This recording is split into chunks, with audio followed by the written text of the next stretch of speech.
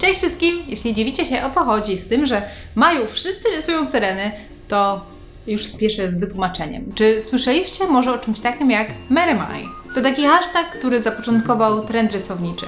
Generalnie polega to na tym, że to jest takie wyzwanie, aby codziennie przez miesiąc maj, rysować jakąś syrenę. Ten hashtag zapoczątkował Tom Bancroft, który jest ilustratorem i pracował przy Mulan, Królu Lwie i Aladynie. Syrena to po angielsku mermaid, co w połączeniu ze słowem maj tworzy Merry Maj. W takim razie w myśl tego wyzwania mam dzisiaj dla Was rysałostki o syrenach.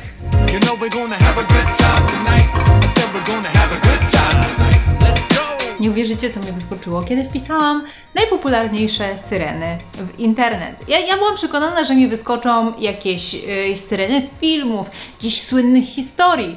No tu proszę, najpierw mała syrenka, potem syrena warszawska i syrena ze Starbucksa. Logo. Come on! Co do filmów. Jest taki polski film o syrenach. Taki ciekawy, ale bardzo dziwny, który totalnie nie poszedł, był bardzo źle reklamowany. Jego tytuł to Córy dancingu. W zwiastunie nie ma ani słowa, nawet najmniejszej wzmianki, że jest to film fantastyczny, że nam się pojawiają syreny. Natomiast jest dużo dancingów, disco polo, szaleństwa itd., więc człowiek, który szedł na to do kina, w ogóle się nie spodziewał, co otrzyma. Amerykanie jednak zrobili taki plakat i nazwali film Lure, czyli przynęta, kuszenie. I na dodatek ich zwiastun daje trochę lepsze wyobrażenie o tym, o czym jest film. Film ukazuje syreny takimi, jakie są znane z legend, czyli że są okrutne, manipulują mężczyznami, ich zjadają. Aczkolwiek ja filmu do końca nie obejrzałam, bo był dla mnie trochę zbyt dziwny.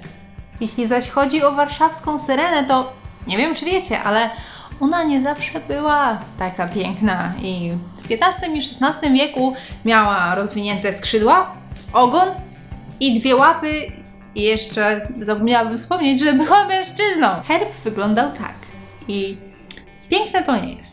Wyobrażam sobie, że pod koniec XVI wieku jacyś mężczyźni zasiedli za stołem i tak wyglądała ich konwersacja.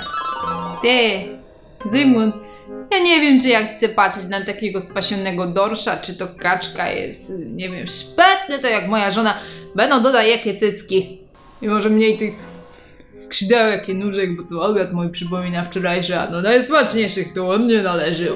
Wtedy zmieniono godło, Warszawa zyskała na popularności, królowie zaczęli sobie przysyłać fotki gołej syrenki na Snapchacie i wkrótce po tym Warszawa stała się stolicą Polski. W 100% prawdziwa historia.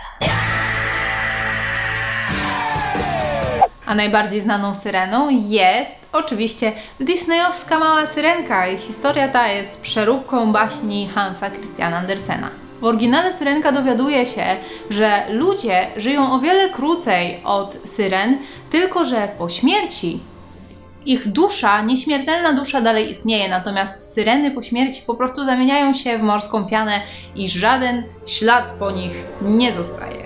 Syrenka zakochuje się w księciu, którego ratuje z tonącego statku, potem prosi wiedźmę o to, żeby dała jej nogi, w zamian ta zabiera jej język i głos i to akurat znamy z Disneya. W baśni jednak Syrence nie udaje się rozkochać w sobie księcia, natomiast dostaje szansę. Nie zamieni się z powrotem w morską pianę, jeżeli tylko przebije sztyletem jego serce.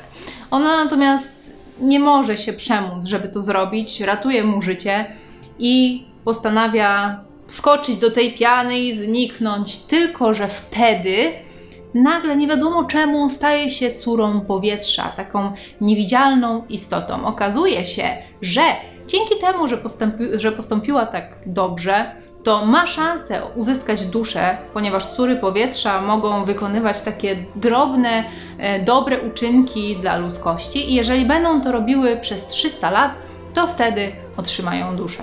Podoba mi się to w tej historii, że dzięki temu wątkowi z duszą to bardzo wzbogaca historię.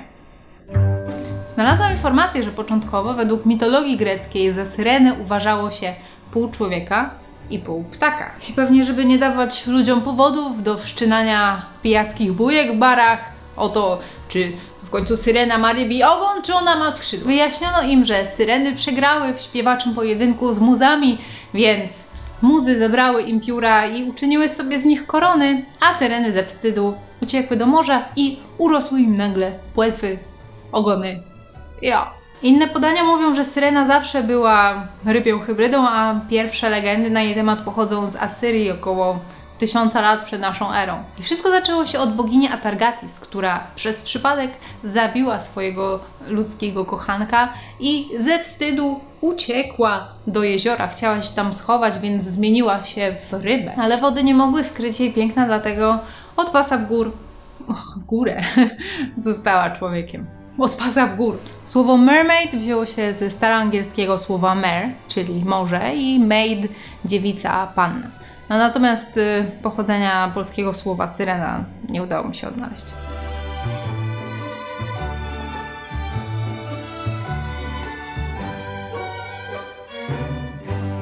Często tłumaczono niepowodzenie morskich wypraw z gumnym wpływem syreniego śpiewu.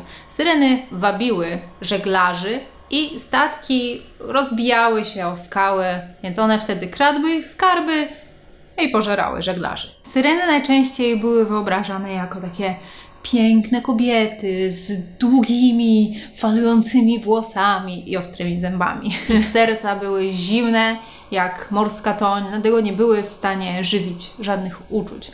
W niektórych historiach kobiety pozwalały zamienić się w syreny tylko po to, żeby nie odczuwać dalej na przykład żalu po stracie ukochanego albo kogoś bliskiego z rodziny.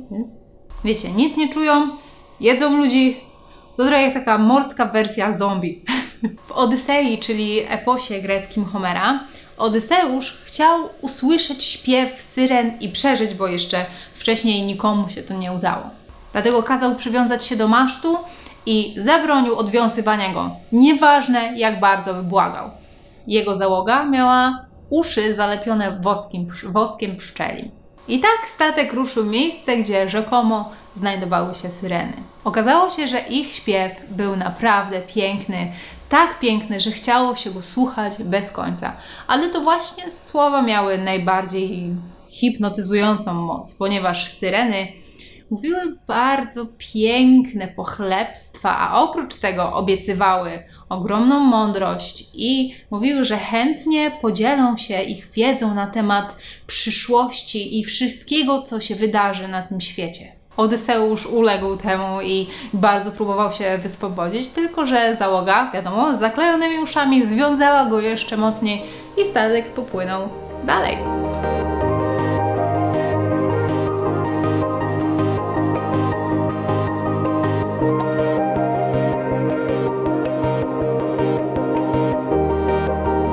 No to dawajcie, czy znacie może Wy jakąś ciekawą historię o syrenach? Napiszcie mi w komentarzach.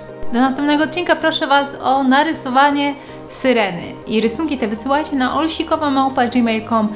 Nie zapomnijcie się podpisać. A my widzimy się za tydzień w czwartek o 18:00. Trzymajcie się i pa pa pa pa pa pa! Do you wanna have a good time tonight? I wanna have a good time tonight.